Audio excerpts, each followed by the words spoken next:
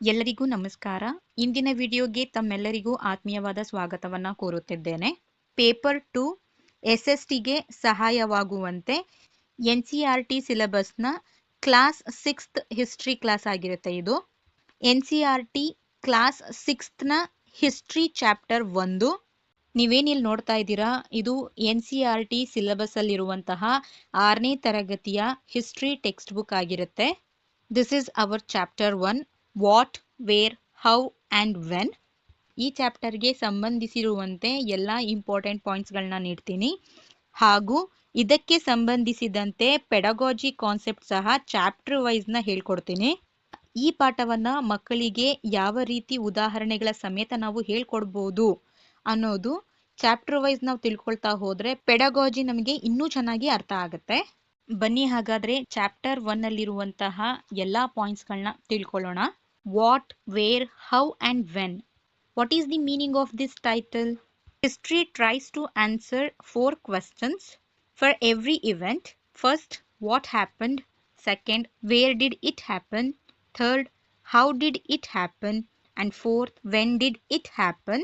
ಇತಿಹಾಸದ ಪ್ರತಿ ಘಟನೆಗೆ ನಾವು ಈ 4 ಪ್ರಶ್ನೆಗಳಿಗೆ ಉತ್ತರ ಹುಡುಕುತ್ತೇವೆ. ಮೊದಲನೇದು ಏನು ನಡೆಯಿತು, ಎರಡನೇದು ಎಲ್ಲಿ ನಡೆಯಿತು, ಮೂರನೇದು ಹೇಗೆ ನಡೆಯಿತು, ನಾಲ್ಕನೇದು ಯಾವಾಗ ನಡೆಯಿತು. History connects the past with the present. Without dates and places, we cannot understand history properly. Sources of history. Historians study the past using things left behind by people. These are all called sources. In this, there are 3 main types. ಇತಿಹಾಸವು ಹಿಂದಿನದನ್ನು ಈಗಿನದರೊಂದಿಗೆ ಜೋಡಿಸುತ್ತದೆ. ದಿನಾಂಕ ಮತ್ತು ಸ್ಥಳ ಇಲ್ಲದೆ ಇತಿಹಾಸವನ್ನು ಸರಿಯಾಗಿ ಅರ್ಥ ಮಾಡಿಕೊಳ್ಳಲು ಆಗುವುದಿಲ್ಲ. ಇತಿಹಾಸದ ಮೂಲಗಳು. ಇತಿಹಾಸಕಾರರು ಜನರು ಬಿಟ್ಟು ಹೋದ ವಸ್ತುಗಳನ್ನು ಬಳಸಿ ಹಿಂದಿನ ಕಾಲವನ್ನು ಅಧ್ಯಯನ ಮಾಡುತ್ತಾರೆ. ಇವುಗಳಿಗೆ ಮೂಲಗಳು ಎಂದು ಹೆಸರು. ಇದರಲ್ಲಿ ಮುಖ್ಯವಾಗಿ 3 ವಿಧಗಳಿವೆ. Type 1, archaeological sources. These are things found by digging the earth. For example, old buildings, broken pots, stone tools, coins, human bones, burnt seeds, etc. What is the use of collecting these evidences means? These are most important when people do not know how to write. They gave the oldest evidence. Archaeological sources ಅಂದ್ರೆ ಪುರಾತತ್ವ ಮೂಲಗಳು. ಇವು ಭೂಮಿಯನ್ನು ಅಗೆದಾಗ ಸಿಗುವ ವಸ್ತುಗಳಾಗಿರುತ್ತದೆ. ಉದಾಹರಣೆಗೆ ಹಳೆಯ ಕಟ್ಟಡಗಳು, ಮುರಿದ ಮಡಿಕೆಗಳು, ಕಲ್ಲಿನ ಉಪಕರಣಗಳು, ನಾಣ್ಯಗಳು, ಮಾನವನ ಎಲುಬುಗಳು, ಸುಟ್ಟ ಬೀಜಗಳು. ಇದರಿಂದ ಏನು ಉಪಯೋಗಪ್ಪ ಅಂತ ಹೇಳಿದ್ರೆ, ಜನರಿಗೆ ಬರವಣಿಗೆ ತಿಳಿಯದ ಕಾಲಕ್ಕೆ ಇವು ಬಹಳ ಮುಖ್ಯ. ಇವು ಅತ್ಯಂತ ಹಳೆಯ ಸಾಕ್ಷ್ಯಗಳನ್ನು ನೀಡುತ್ತವೆ. Type 2, written sources. These are things written down by people long ago. For examples, manuscripts written on palm leaves, inscriptions carved on stone pillars or temple walls, old books. What is the uses of collecting these evidences? Let's see. These give exact information like the king's name, date of war, and names of places, etc. Return sources ಅಂತ ಹೇಳಿದ್ರೆ ಲಿಖಿತ ಮೂಲಗಳು. ಇವು ಬಹಳ ಹಿಂದೆ ಜನರು ಬರೆದಿಟ್ಟ ವಿಷಯಗಳು. ಉದಾಹರಣೆಗೆ ತಾಳೆಗರಿ ಮೇಲೆ ಬರೆದ ಹಸ್ತಪ್ರತಿಗಳು, ಕಲ್ಲಿನ ಕಂಬಗಳು ಅಥವಾ ದೇವಾಲಯದ ಗೋಡೆಗಳ ಮೇಲೆ ಕೆತ್ತಿದ ಶಾಸನಗಳು, ಹಳೆಯ ಪುಸ್ತಕಗಳು ಇತ್ಯಾದಿ. ಇದರಿಂದ ಏನು ಉಪಯೋಗಪ್ಪ ಅಂತ ಹೇಳಿದ್ರೆ, ಇವು ರಾಜನ ಹೆಸರು, ಯುದ್ಧದ ದಿನಾಂಕ, ಸ್ಥಳಗಳ ಹೆಸರುಗಳಂತಹ ನಿಖರ ಮಾಹಿತಿಯನ್ನ ನೀಡುತ್ತವೆ. Type 3, oral sources. These are stories told by word of mouth from one generation to the next. For examples, folk stories, songs, poems, local legends. What is the use of collecting these evidences? They help us know culture and beliefs, but they can change over time because they depend on memory. Oral sources, ಮೌಖಿಕ ಮೂಲಗಳು. ಇವು ಒಂದು ತಲೆಮಾರಿನಿಂದ ಮತ್ತೊಂದು ತಲೆಮಾರಿಗೆ ಬಾಯಿಂದ ಬಾಯಿಗೆ ಹೇಳಿದ ಕಥೆಗಳು. ಉದಾಹರಣೆ ಅಂದರೆ ಜಾನಪದ ಕಥೆಗಳು, ಹಾಡುಗಳು, ಕವಿತೆಗಳು, ಸ್ಥಳೀಯ ದಂತಕಥೆಗಳು. ಇದರಿಂದ ಏನು ಉಪಯೋಗಪ್ಪ ಅಂತ ಹೇಳಿದ್ರೆ, ಇವು ಸಂಸ್ಕೃತಿ ಮತ್ತು ನಂಬಿಕೆಗಳನ್ನು ತಿಳಿಯಲು ಸಹಾಯ ಮಾಡುತ್ತವೆ.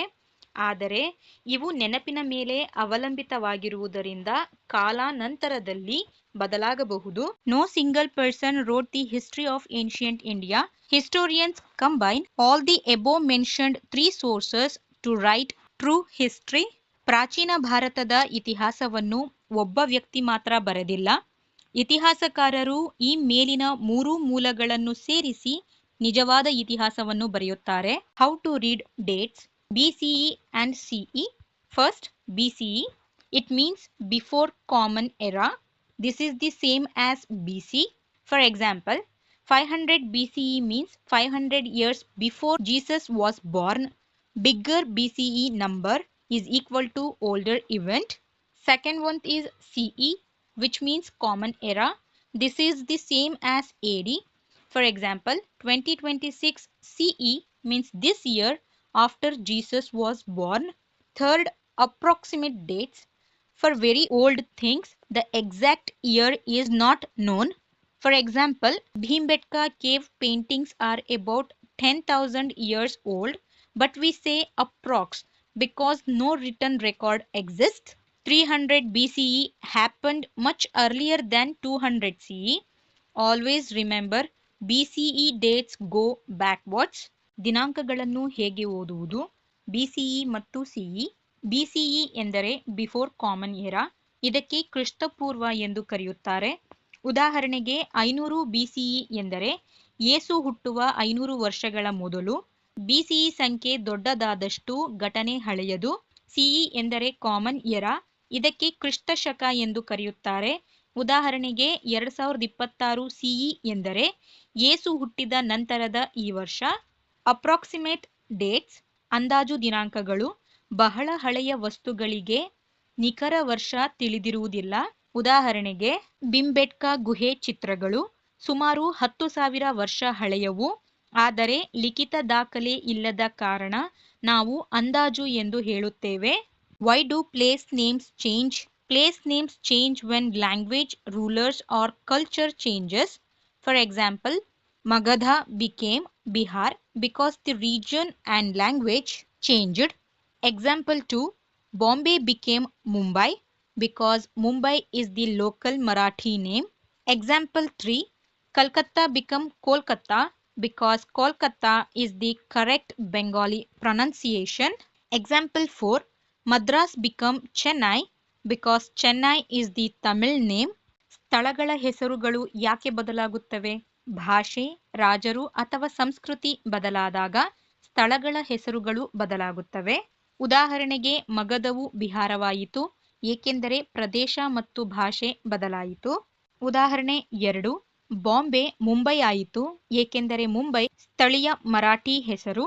ಉದಾಹರಣೆ 3, ಕಲ್ಕತ್ತಾ ಕೋಲ್ಕತ್ತಾ ಆಯಿತು ಏಕೆಂದರೆ ಕೋಲ್ಕತ್ತಾ ಸರಿಯಾದ ಬಂಗಾಳಿ ಉಚ್ಚಾರಣೆಯಾಗಿದೆ. ಉದಾಹರಣೆ 4, ಮದ್ರಾಸ್ ಚೆನ್ನೈ ಆಯಿತು ಏಕೆಂದರೆ ಚೆನ್ನೈ ತಮಿಳು ಹೆಸರು. Name change shows how the culture and language of an area changes over time.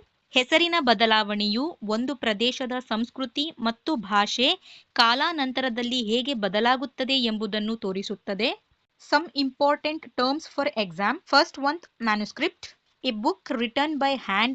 In old times, paper was not there, so people wrote on dried palm leaves. Second point, inscription. Words carved or cut into stone, metal or walls. For example, Ashoka wrote his messages on stone pillars. Third point, archaeology. The science of finding and studying old things by digging. Fourth point, archaeologist. A scientist who studies old buildings, tools and bones to know about the past. Fifth point, chronology. Putting events in the correct order of time from oldest to newest. Manuscript, ಹಸ್ತಪ್ರತಿ, ಕೈಯಿಂದ ಬರೆದ ಪುಸ್ತಕ. ಹಳೆಯ ಕಾಲದಲ್ಲಿ ಕಾಗದ ಇರಲಿಲ್ಲ, ಆದ್ದರಿಂದ ಜನರು ಒಣಗಿದ ತಾಳೆಗರಿಯ ಮೇಲೆ ಬರೆಯುತ್ತಿದ್ದರು. ಇನ್ಸ್ಕ್ರಿಪ್ಷನ್, ಶಾಸನ, ಕಲ್ಲು, ಲೋಹ ಅಥವಾ ಗೋಡೆಗಳ ಮೇಲೆ ಕೆತ್ತಿದ ಅಕ್ಷರಗಳು. ಉದಾಹರಣೆಗೆ ಅಶೋಕನು ತನ್ನ ಸಂದೇಶಗಳನ್ನು ಕಲ್ಲಿನ ಕಂಬಗಳ ಮೇಲೆ ಬರೆದಿದ್ದನು. ಆರ್ಕಿಯೋಲಾಜಿ, ಪುರಾತತ್ವ ಶಾಸ್ತ್ರ. ಭೂಮಿಯನ್ನು ಅಗೆದು ಹಳೆಯ ವಸ್ತುಗಳನ್ನು ಕಂಡುಹಿಡಿದು ಅಧ್ಯಯನ ಮಾಡುವ ವಿಜ್ಞಾನ. ಆರ್ಕಿಯೋಲಾಜಿಸ್ಟ್.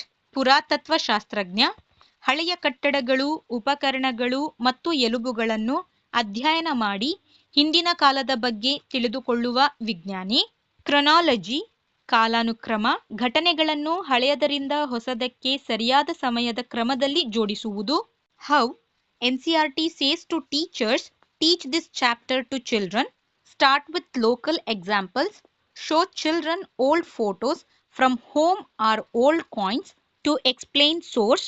Do timeline activity. Ask children to mark their birth year, school joining year, and current year on a line. Play BCE or CE game. Give 2 dates on flashcards and ask which one is older. Focus on understanding concepts, not memorizing dates like 500 BCE. In this class, we completed the first chapter.